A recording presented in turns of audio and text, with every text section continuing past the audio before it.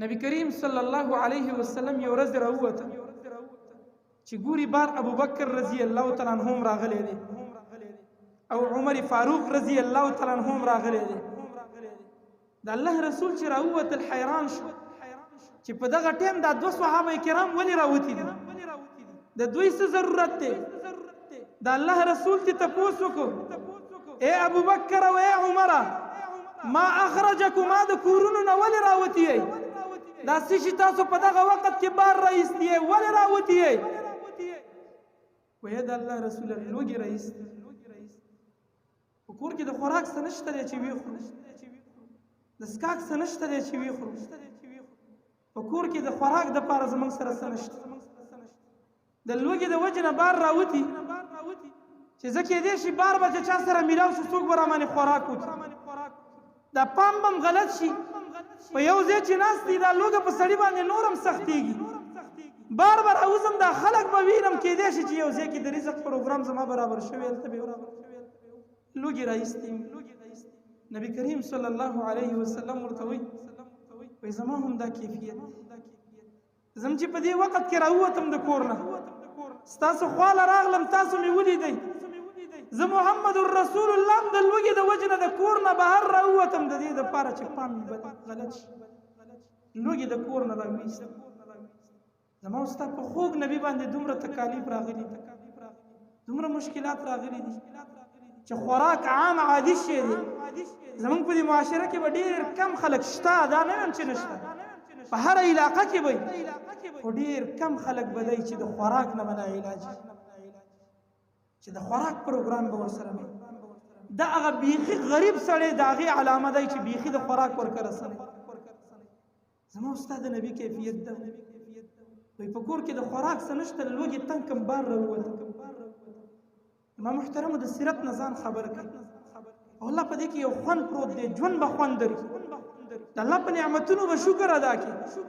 که تا د خپل د نبي سیرت سره تعلق وساتل، د الله د رسول په سیرت باندې ځان پوه کړ، ستا بچي د محمد رسول الله د سیرت نه واقف وو، که ستا په کور کې په میاشتو میاشتو باندې اور بل نشي، ستا بچي به هېڅکله په خولې باندې ګیلې ونه کړي، ستا ایمان ته به هېڅکله نقصان ورونه رسي. نو د الله رسول د لوږې د وجې نه د کور نه راووت.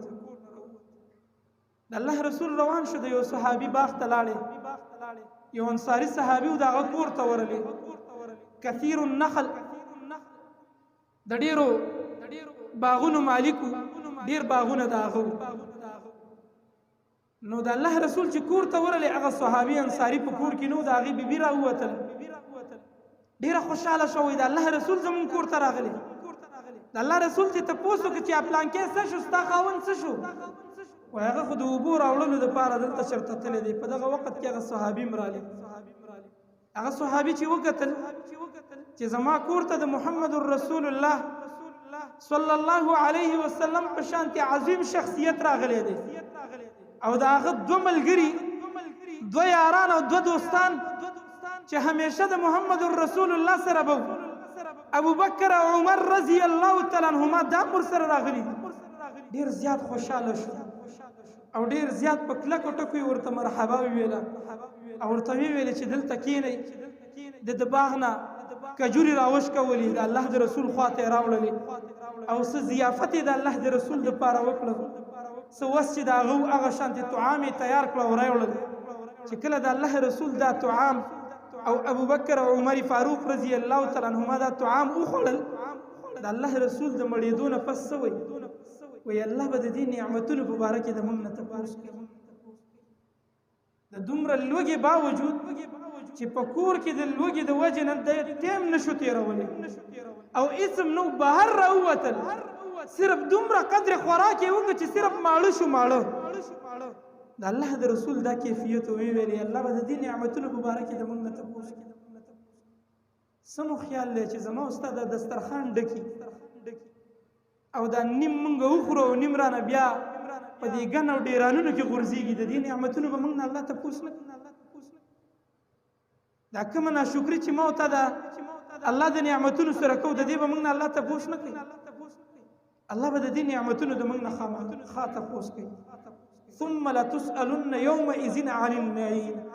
الله فرمایي د قیامت په ورځ به زه د خپل نعمتونو د تاسو نه تپوس کوم، کاغه د رزق په شکل کې مې درکړي، کاغه بل نعمتي که په نوم نعمتي الله وي زه به درنه تپوس کوم او خامخ به کوم. ثم لتسألن د تاکید صيغه الله راوړي.